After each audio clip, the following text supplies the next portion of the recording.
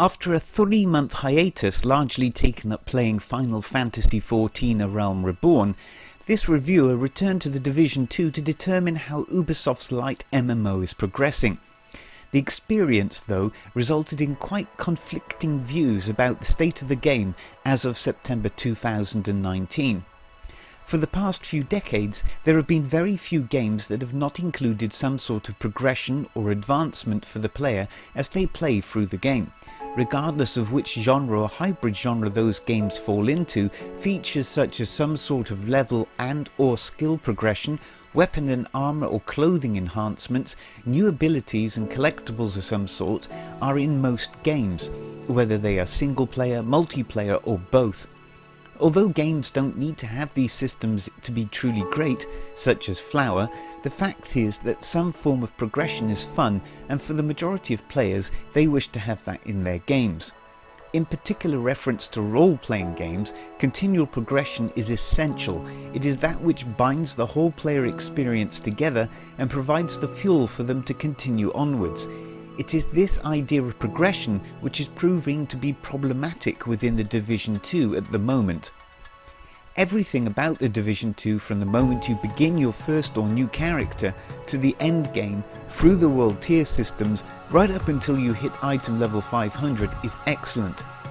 Once again, the reviewer was impressed by the incredible level designs, the impeccable detailing, the varying ground surfaces, the character modelling, the great feeling third-person gameplay with that sense of weight in movement and the fluidity of weapon selection, the large selection of varied and impeccably designed missions, and of course the huge open world to explore, as well as the 3 Dark Zone areas.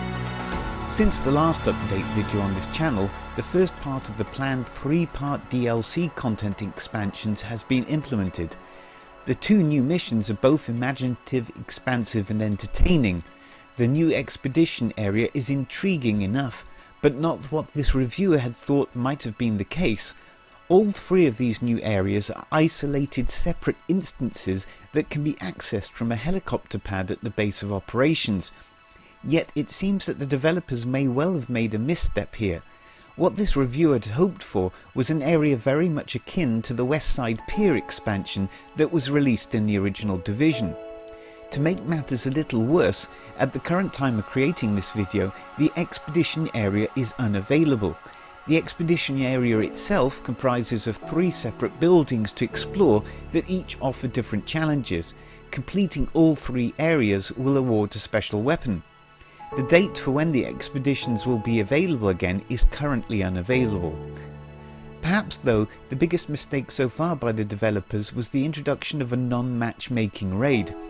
This after they had clearly stated before the release of the game that all multiplayer content would be matchmaking. The old and defunct arguments spouted by cliquey groups still surface, but as Final Fantasy XIV more than proves consistently, it is of course rubbish. There is no excuse for not having matchmaking. In the many games I have played, some of my best multiplayer experiences have been through matchmaking systems, playing with or against new players I had never seen before. There is a matchmaking version of the new raid, but at a much lower difficulty.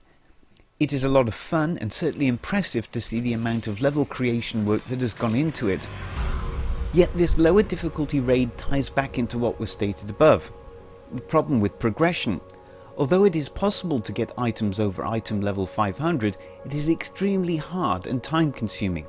Completing the raid did not yield any above item level 500 items, and of the 20 odd items that dropped, this reviewer only kept 1, the rest were sold. This frustration and rarity extends to every other activity in the game. So for some, collecting gear sets may be something that is really attractive to them and will warrant the hours of RNG drops that they will have to create to get them. But for many players, being stuck at item level 500 and not moving anywhere after the fluidity and well-paced progression up until that point is quickly going to deter them. After all, as much as you may like the missions, are you going to do them daily knowing that you are unlikely to get anything better than that which you already have? Of course, no. Looking to the future then, It is hoped that the Division 2 not only raises the item level cap, but also finds ways to offer players easier and more rewarding ways forward.